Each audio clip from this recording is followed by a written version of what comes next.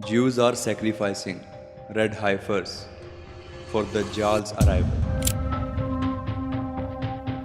आपने social media पर बहुत सारी ऐसी वीडियोस देखी होंगी या पिक्चर्स देखी होंगी या फिर ऐसे आर्टिकल्स पढ़े होंगे जहां पर बताया जाता है कि दज्जाल का ज़हूर होने वाला है।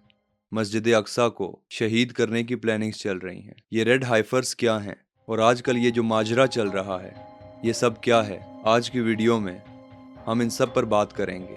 मेक श्योर कि आप वीडियो एंड तक ज़रूर देखें। Today I am going to talk about the plannings of Jews. Believe that a red cow must be sacrificed in order for the Jews to progress plans to demolish the Al-Aqsa Mosque and build the fabled Third Temple in its place. 9 Jewish priests plot a land on the Mount of Olives and 5 red heifers. All these elements are in place for what some Jews and Gentiles believe is the key to building the Third Jewish Temple. It might sound like a conspiracy theory, but hardliner Israeli group the Temple Institute have already purchased and imported 5 red Angus heifers from Texas.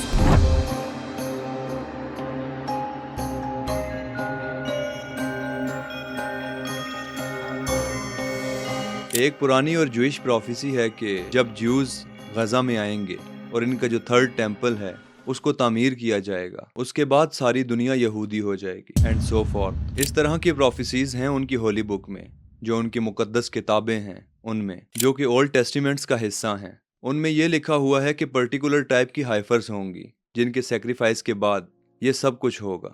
और इस sacrifice की कुछ requirements हैं कि जो हाइफर्स होंगी वो बिल्कुल सुर्ख रंग की होनी चाहिए, बिल्कुल सुर्ख रंग की। उनके जिस्म पे एक भी बाल किसी और रंग का नहीं होना चाहिए, और यहाँ तक कि उन हाइफर्स के जो पाँव हैं वो भी लाल रंग के होने चाहिए। और सेक्रीफाइस के वक्त उन हाइफर्स की जो उम्र होगी वो कम अज कम 3 साल की होनी चाहिए। अब सवाल ये आता है कि ज्यूज ऐसी हाइफर्स कहाँ से लेकर आएंगे। आपको बताता चलूं कि ज्यूज इस प्रोजेक्ट पर काफी टाइम से काम कर रहे थे, जगह जगह ऐसी हाइफर्स को ढूंढ रहे थे जो इनकी रिक्वायरमेंट्स के मुताबिक हों, और आखिरकार इनको ये सब हाइफर्स सिर्फ एक ही जगह से मिली, और वो जगह है अमेरिका।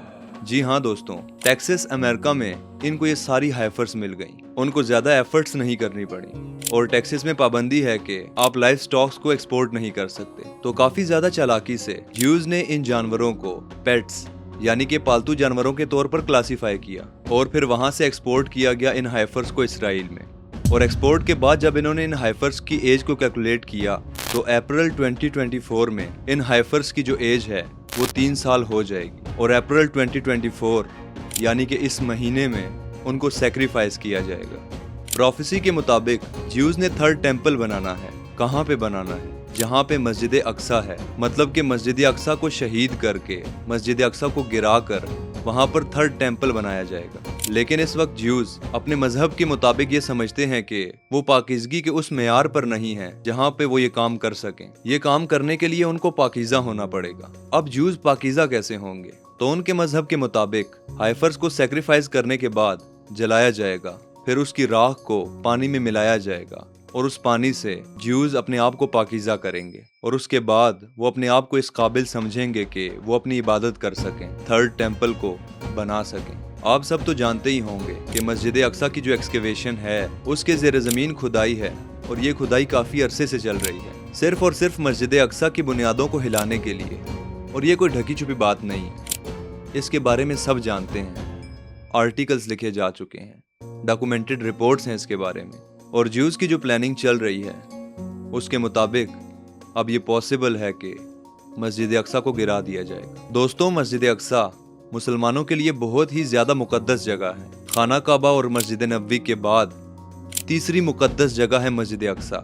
अगर मुसलमानों की इस मुकद्दस जगह को शहीद कर दिया जाता है तो मुसलमान क्या करेंगे? खामोश रहने का तो ऑप्शन नहीं बचेगा। एक प्रिडिक्शन ये है कि ये इशू लोकली स्टार्ट होगा और फिर ग्लोबल बन जाएगा, और ये ग्लोबली भी काफ़ी ज़्यादा नुकसान देगा।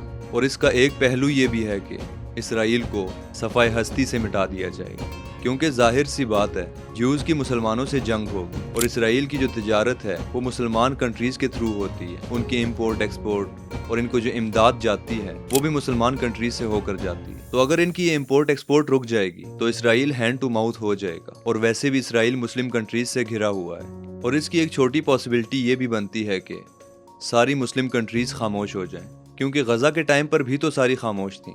غزہ میں کتنے بچے شہید ہوئے اور اب تک ان پر ظلم ہو رہا ہے. مسلم کنٹریز اگر تب خاموش تھیں تو یہ بھی پاسبل ہے کہ اس سچویشن میں بھی خاموش ہی رہیں. اور اگر خاموش نہیں رہتے تو کیا ہوگا؟ روڈوں پہ دھرنے ہوں گے, لوگ اپنا نقصان کریں گے. اور آپ تو جانتے ہیں کہ وقت ہر زخم کا مرہم ہوتا ہے, تو کچھ وقت بعد سب کے سب خاموش ہو جائیں گے.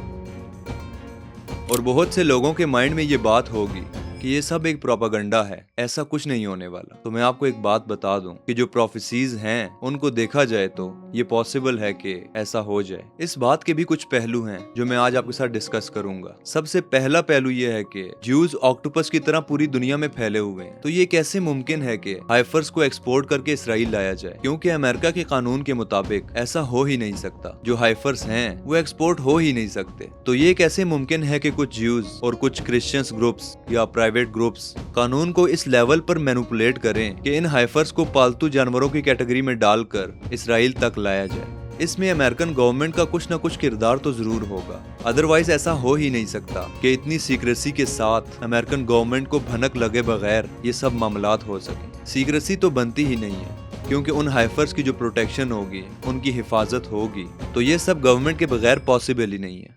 اور تیسری اور سب سے اہم بات یہ ہے کہ اس ساری ورکنگ میں کرسچنز بھی جیوز کا ساتھ دے رہے ہیں. میں ہر کرسچن کی بات نہیں کر رہا, میں صرف ان اسپیسیفک کرسچنز کی بات کر رہا ہوں جو ان جیوز کی ہیلپ کر رہے ہیں. اور جو کرسچنز اور جیوز مل کر کام کر رہے ہیں اس سچویشن میں, ان دونوں کے اپنے اپنے مائنڈ سیٹ ہیں. یہ دونوں ایک دوسرے کو تباہ کرنے کے لیے ایک دوسرے کا ساتھ دے رہے ہیں. جو کرسچنز جیوز کا ساتھ دے رہے ہیں ان کا یہ مائنڈ سیٹ ہے کہ مسجد اقصیٰ کو گرا دیا جائے گا اور اس کی جگہ تھرڈ ٹیمپل بنے گا, اور وہاں پر عیسیٰ علیہ السلام کا ظہور ہوگا, اور اس کے بعد جیوز کا اس دنیا سے خاتمہ ہو جائے گا. اور جو جیوز ہیں ان کا یہ مائنڈ سیٹ ہے کہ جب تھرڈ ٹیمپل بن جائے گا وہاں پر دجال کا ظہور ہوگا اور سارے کے سارے لوگ یہودی بن جائیں گے.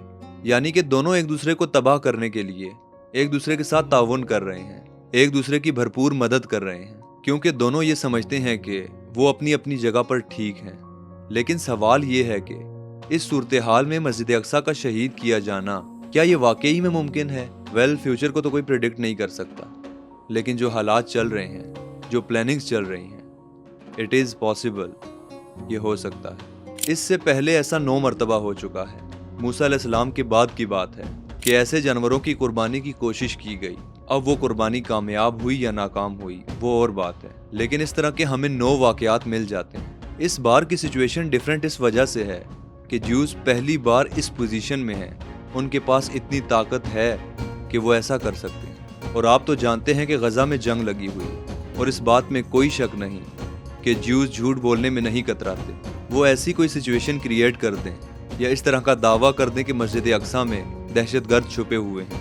ہم نے کافی سیفلی یہ آپریشن کیا تھا, لیکن ایک چھوٹی سی غلطی کی وجہ سے ہم سے یہ عمارت گر گئی. ایسا پاسبل ہے کیونکہ 7 اکتوبر کا جو واقعہ ہے وہ آپ کے سامنے ہے. جیوز کو یہ موقع مل گیا تھا کہ غزہ نے ہم پر پہلے اٹیک کیا, اور اس کے جو ریزلٹس ہیں وہ آپ کے سامنے ہیں. اب بھی لوگ مر رہے ہیں. تو ایسا پاسبل ہے کہ جیوز ایسی کوئی بہانے بازی کر سکتے ہیں. اور اللہ سے دعا ہے کہ یہ ساری سچویشن رک جائے, اور ہمارے جو حکمران ہیں وہ یہ ایکسپیریمنٹ ہونے سے پہلے ہی اسرائیل پر دباؤ ڈالیں کہ وہ اس کو روک دیں, یہ تجربہ نہ ہونے دیں. کیونکہ یہ اسرائیل کے پرائیویٹ گروپس ہیں جو یہ سارا کام کر رہے ہیں. اگر یہ تجربہ ہو جاتا ہے اور 2000 سال والی پروفیسی یہ بات لوگوں کو پتہ چل جاتی ہے اور سارا ملک اس میں شامل ہو جاتا ہے, تو مسجد اقصیٰ کو بچانا ناممکن ہو جائے گا. اور اگر مسجد اقصیٰ شہید ہو گئی اور پوری دنیا کے مسلمان کھڑے ہو گئے, تو یہ جو حکمران ہیں جو آج غزہ کے لیے نہیں بول رہے, خاموش بیٹھے ہوئے ہیں, ان پر زمین تنگ ہو جائے گی. آج کے لیے اتنا ہی. اگر ویڈیو پسند آئی ہو تو ویڈیو کو لائک اور شیئر ضرور کریں, اور میرے چینل کو ضرور سبسکرائب کریں. اپنا بہت سارا خیال رکھیے گا, دعاؤں میں یاد رکھیے گا. ملتا ہوں آپ سے اگلی ویڈیو میں, تب تک کے لیے گڈ بائے.